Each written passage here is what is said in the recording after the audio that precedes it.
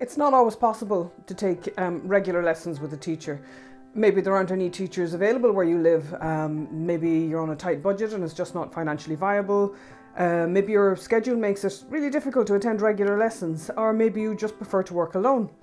In this video, I want to help you get the best possible result from learning piano without a teacher. But please do watch until the end, because I have a really interesting option for you that might be just what you need if any of those reasons are stopping you from having lessons. There's lots to think about before you even begin, so you might want to grab a notebook actually and make some notes as we go, because you really want to optimize your chances. And actually, even if you are taking lessons, I think you probably still need to hear this advice to get the best outcome. Okay, ready? Let's dive in. The first thing is, it's important to spend a little time thinking about what you hope to achieve when you set out to learn piano.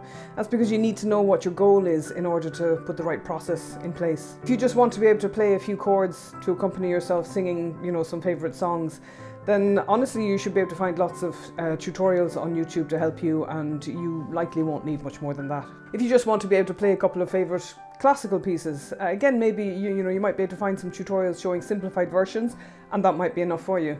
But if you're more ambitious and you want to be able to play reasonably well, read music, understand it, know how to play by ear and harmonise, play a few different styles, that is a bigger undertaking and it needs to be approached with a bit more of a plan. If you want to be a concert pianist, by the way, you need a teacher, probably several, and probably world class. Just putting that out there. So first things first, there's a certain amount of equipment you need.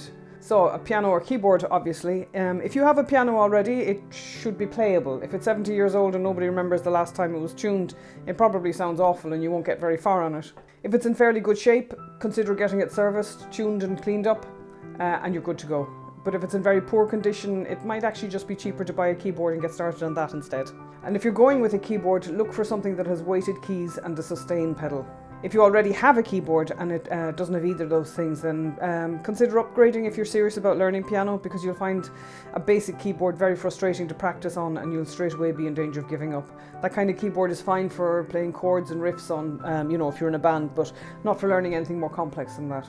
Whatever you're playing on, try to find a place to set it up where you'll actually be likely to practice. If it's out in a cold garage and you have to, play it standing up because you never got around to buying a stool, you won't practice. And speaking of piano stools, if you're sitting on something that's the wrong height or unstable, like a swivel chair, you're going to end up with back pain. You don't necessarily have to buy an adjustable piano stool, but at least find a chair that allows you to sit at the right height. Use a cushion if you need to. Also, if you set up your keyboard so that it's too high or too low and you're getting a sore back from that, you're not going to practice then either. If it's in a busy room and you have to fit your practice in around other people who are using it, you're not going to practice. So do give that some thought. Make it an enjoyable and comfortable place to go. Set up good lighting, put a heater in if you need it, drag in the dog's bed if you like the company. Do whatever you need to do to increase your chances of putting in the practice. So assuming you have your instrument, you should also invest in one or two method books aimed at adults. I use Accelerated Piano Adventures from Faber and Faber, but Alfred and Bastian are also good books if you have those. But working your way through a beginner's method book will give you a pretty good foundation and help you to understand basic concepts, and that'll save you a lot of grief down the road if you take the time to read them thoroughly and actually practice the material. Building up a bit of a library of music books is also something to consider. There's loads of lists out there of popular collections for every level, because you want to keep your interest alive when things get tough, and as you progress you'll want to have lots of different things to play at different levels rather than just one or two pieces at a time. Other useful stuff includes apps that are helpful, things like Tenuto or Music Flash Class, NoteQuest. They can really help with learning to recognize notes, and programs like Simply Piano or Yousician, they can give you real-time feedback, which is very important when you're just starting out. You should also buy or download a Metronome and start getting used to using it to support your practice. That's going to give you a good objective sense of what a steady beat feels like in music, because that's something that people really struggle with starting off. I use an app called Tempo, which is free and really good, but there's loads out there to choose from. So that's your basic equipment. Do try to buy the best keyboard or piano you can afford. There's always some good second-hand ones out there too, and that's always worth investigating. Just make sure it's in good shape, and remember you're looking for weighted keys and a sustain pedal. And that just means, by the way, that you can vary the volume of sound just by how light or heavy your touch is, and that the sound dies away naturally rather than continuing for as long as you're depressing the key, like on an electronic synth-style keyboard. Synth style. Alright, moving on. Set up a good practice schedule and try to stick to it as much as possible. You want to establish a practice habit. It becomes something you just do every day or 5 days a week or whatever you can manage. So try to set it up so that it's linked with something else you do regularly. So for example, you practice after cleaning up after dinner, or you practice before breakfast, or you practice right after walking the dogs. And that gives you the best chance of doing regular practice and developing a practice habit. Because if you don't practice, you don't progress. And if you don't progress, you're going to lose all motivation to continue. And if your practice is habitual, then you're also not relying on feeling motivated to do it, because most of the time you won't feel motivated, and more often than you expect, especially when things aren't going smoothly, which will happen, you definitely won't feel motivated. So don't rely on it. Establish a practice habit instead and rely on that. Decide how much time you can devote to practice each day, and decide how you're going to use it. Don't decide that you're going to start with 2 hours practice a day, by the way, because you want to set yourself up for success, not failure. If anything, start with the shortest possible practice session, even just 10 minutes, because in the early stages you'll be working on establishing that habit. And of course, there's nothing to stop you from doing 2 hours if you're really feeling it, but if you only commit to 10 minutes, you're more likely to get started in the first place. Once your habit is established, you can increase the length of your sessions, no problem. In the practice itself, the temptation is always to go straight to the piece or song you're working on, but there's so much more to becoming a musician than that. So you'll really want to include some technique and some sight reading too, and ideally that's what you'll start your practice with, so that it gets done. Be honest with yourself about what you're not good at yet, and make that a priority. So for example, if you're right at the start of learning to play, you'll want to spend time finding different keys on the piano so that you develop a strong sense of the geography of the keyboard. So you might pick a couple of notes and use those to improvise with, for example. You probably also need to spend lots of time learning to read rhythms and notes. So decide that you're going to practice clapping rhythms for 5 minutes and reading notes for 5 minutes, maybe using an app, or you're going to use maybe a dedicated sight reading book for that. And you'll also want to spend time on technique. So in the beginning, that's probably going to mean just doing basic exercises like what you might find in the Dozen a Day series of books, and later on it's going to mean practicing scales and arpeggios. But please don't skip it. I know you want to get to the music, but think of it in terms of developing your skills, so that when you meet challenges in your music, you're going to be prepared for them.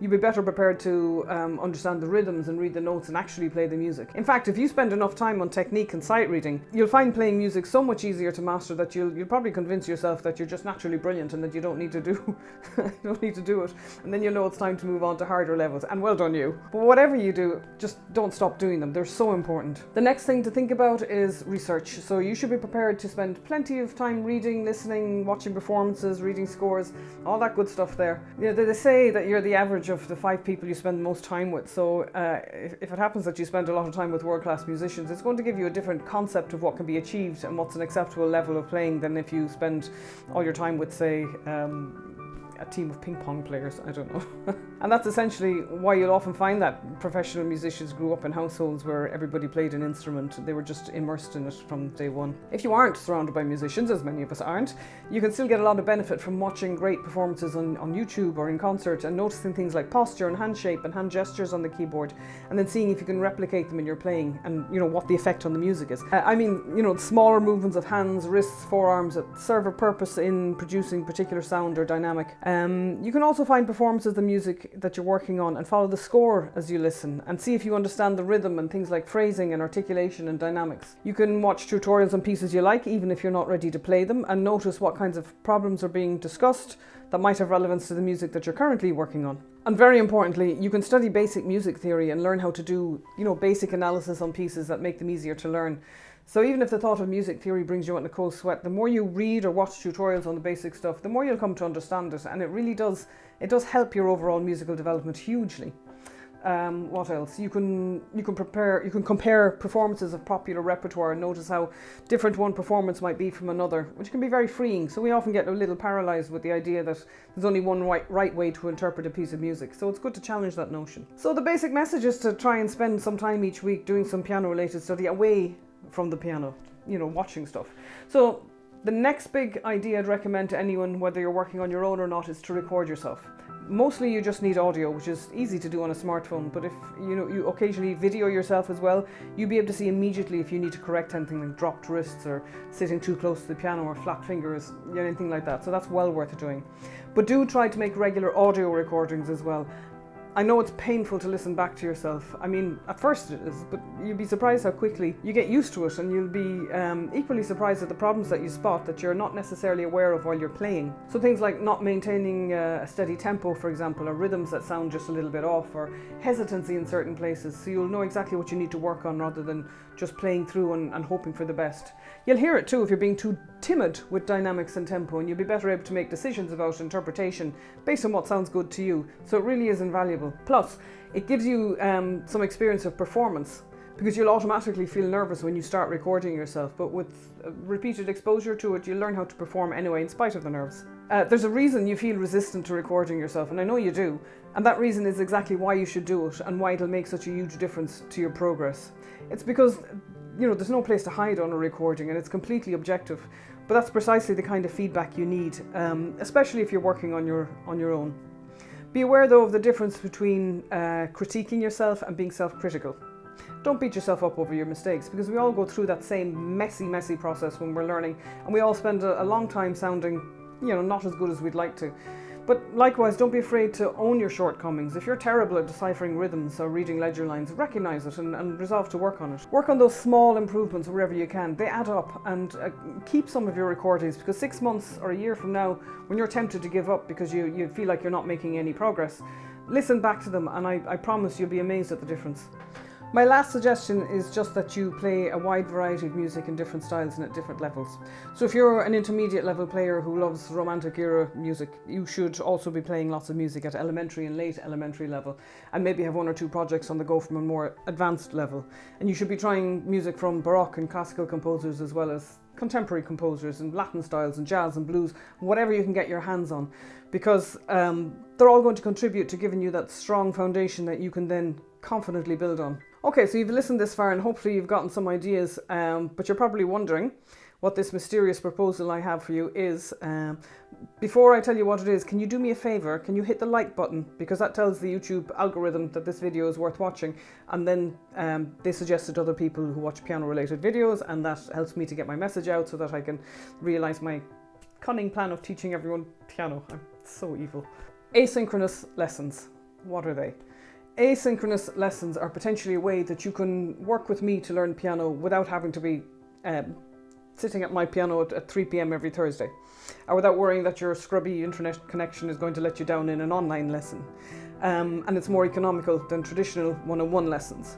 So how does it work? Asynchronous literally means not at the same time. So in other words, we're not in the same place at the same time like in a traditional lesson. If you're a beginner, or if you're working to a prescribed curriculum like a method book, or preparing for an exam with ABRSM or IAM or Trinity or what have you, then what happens is I send you a recorded video lesson with a number of assignments to work through and send back to me, for example playing a piece or a section of a piece, or maybe a music theory assignment, and I then give you feedback on your work, and I send you your next recorded lesson.